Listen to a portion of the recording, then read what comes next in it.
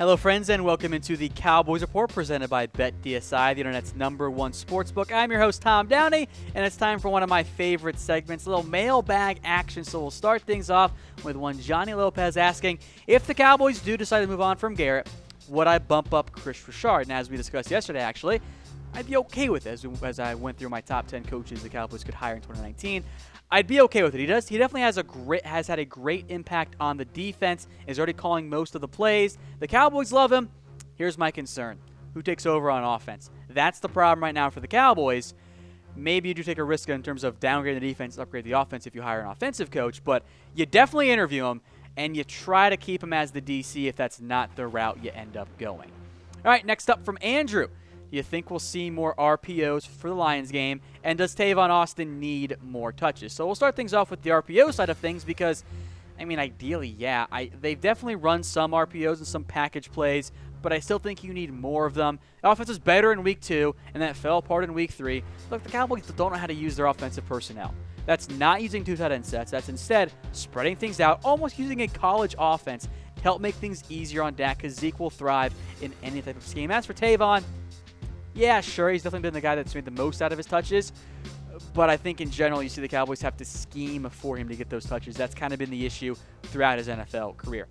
All right, Jake Sanders wants to know, why don't we run more no huddle? No huddle seems to do better with Dak, and he's right. You're right. I don't know if you're going to see a ton of it more because that's not what Linehan wants to do, but I think more up-tempo would be ideal for Dak and for really most of this Cowboys offense. I just think they need to find a way to have more success with that offense. I think no huddle, more 3-receiver sets, more 4-receiver sets, less 2 tight end sets would all be a lot better. So question for you guys, who should call the plays for Dallas? Now, I think it's weird to say, but I think it needs to be Jason Garrett because Linehan is not getting the job done. Garrett did a good job when he was the Cowboys OC before he took over as the head coach and even kept it for a little bit. Garrett's going to go down with the ship if things don't change. He's got to take over the offense and start calling the plays. I think I would trust him more right now than I trust Scott Linehan. All right, from @NoneOther on Twitter, how many losses do you think it'll take for some coaching staff moves to happen? I think a lot of them. Now, we definitely know that Garrett's on the hot seat, but here's the deal. If you fire Garrett, you're firing Linehan, I think, at the exact same time. Both those guys are going down together. So I think what you might see happen is maybe you see Linehan get fired, but I don't think that's all that likely because Garrett seems very committed to him. You're definitely not going to fire the defensive guys. Those guys have been good.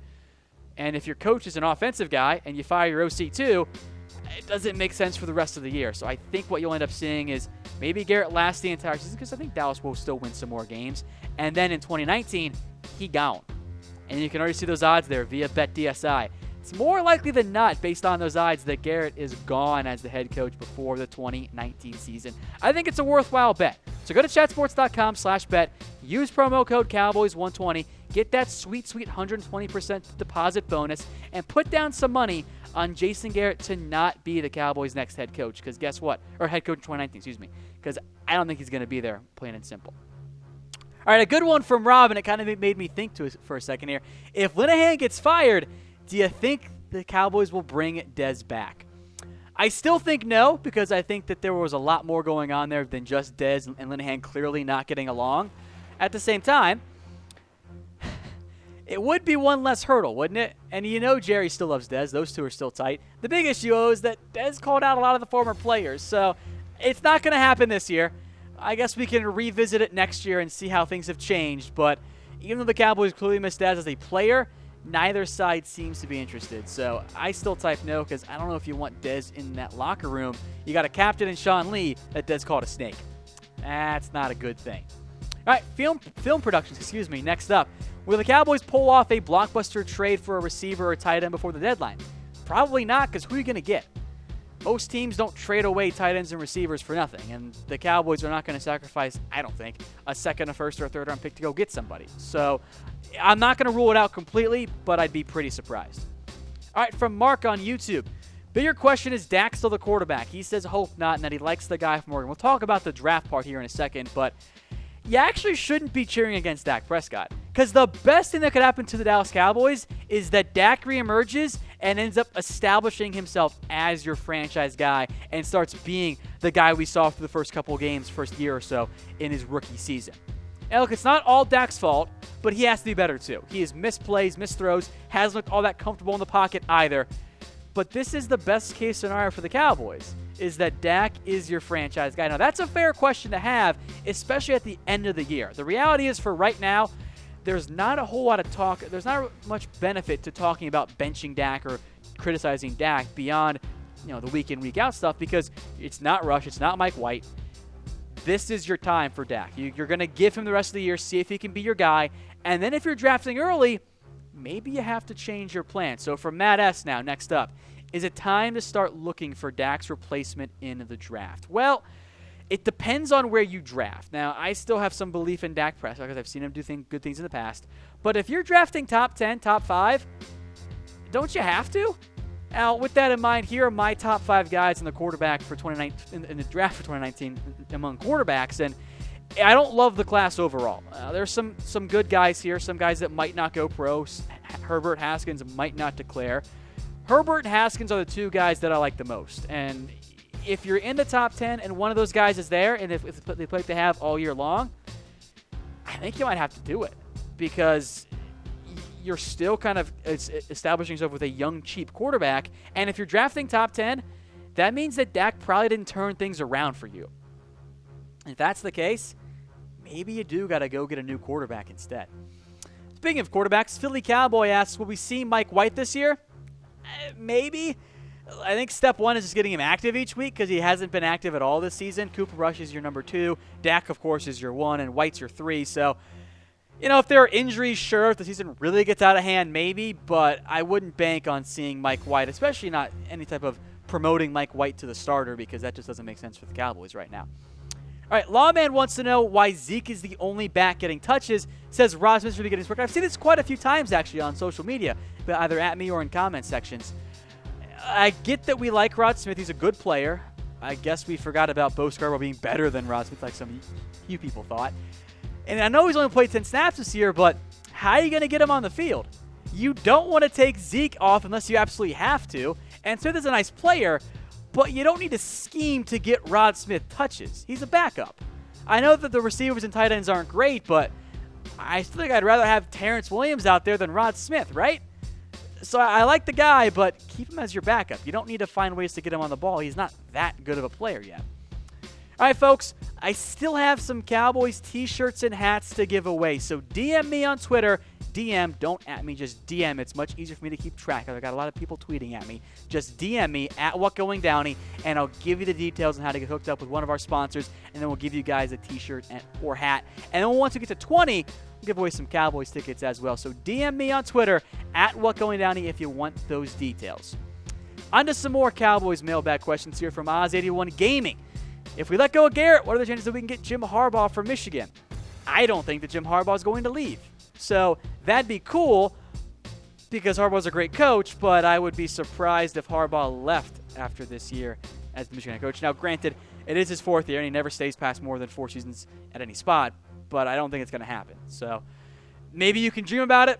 It'd be cool, but don't bank on Harbaugh coming to the Cowboys anytime soon. All right, Dominique says that while he's okay with the Bryce Butler signing, he asked why didn't they promote Lance Lenoir from the practice squad. Well, frankly, I just don't think Lance Lenoir is that good. He's a number 5 guy, a special teams helper. Like, that's what he is. He's not going to change this offense. He's not going to suddenly be the number 1 receiver for this team. That's not who he is. The Cowboys wanted more speed. That's why they brought back Bryce Butler. Butler gives you more of a home run threat than Lance Lenoir does. I'm not the biggest Bryce Butler fan, but I think he's a better player than Lance Lenoir. That's why they signed Butler and have kept Lenoir on the practice squad. If you guys like the shirt that I'm wearing, get one of your own at comfortable.af. Trust me, folks, you will not own a more comfortable shirt than a Mizzen and Main shirt. So get your own today at comfortable.af. They're made in America. It's perfect for America's team. All right, to Facebook now. Donnie Allen Williams says, you got a couple of these. Of course we do. Will Romo ever come back under Richard after Garrett and Linehan are fired? And I think there's another Romo question that we can get to as well because it's cool. I get that everyone loves Tony Romo. Why do you guys want to hire an OC who's never been a play caller before and has never coached before? I know that Tony's a great football mind, and we've seen it, in play calls in terms of audibling or calling them out and predicting them during games.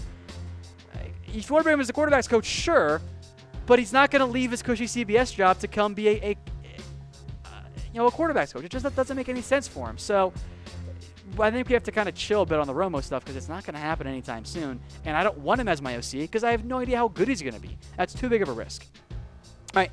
Yogi Burr next up says, if the Seahawks offer ET an extension, because we always have to have an Earl Thomas question, right? Do you think he takes it or do you try the open market? So Thomas and the Seahawks are clearly not getting along. Those two guys, their parties just hate each other right now. But Thomas's number one priority is to get paid. If the Seattle Seahawks says, look, Earl, we're sorry for the way things went down. Here's $14 million a year with 60 to 70% guaranteed over 5 years. He's going to take it. That's what he wants. He wants the security and the big money and the contract. A big contract heals all wounds. How many relationships do you guys have in your life that wouldn't be cured by $70 million bucks? Every single one would be fixed. So if the Seahawks want to make an offer to Earl Thomas that's fair and gets him that big money, I think they'd find a way to make things okay. Last one here from Patrick on Facebook says, trade Sean Lee and a second to Seattle for Earl Thomas, but why? Why would Seattle want that? They have two good linebackers in Bobby Wagner and KJ Wright. They don't want Sean Lee. And if you're the Cowboys, a second might be enough. Why would you throw in Sean Lee too? So I don't think it makes a lot of sense there, even though I know some of you guys have quickly turned on Sean Lee, who, when healthy, is still one of the top linebackers in the NFL. All right, folks, subscribe. Please subscribe to our Cowboys Report YouTube channel. Trying to get to the 5K subscriber mark. Have already passed the 3K mark. 4K coming up, but 5K is the big mark. Go to youtube.com/Dallas Cowboys Report and get subscribed here. All of our great Cowboys coverage, all in one spot.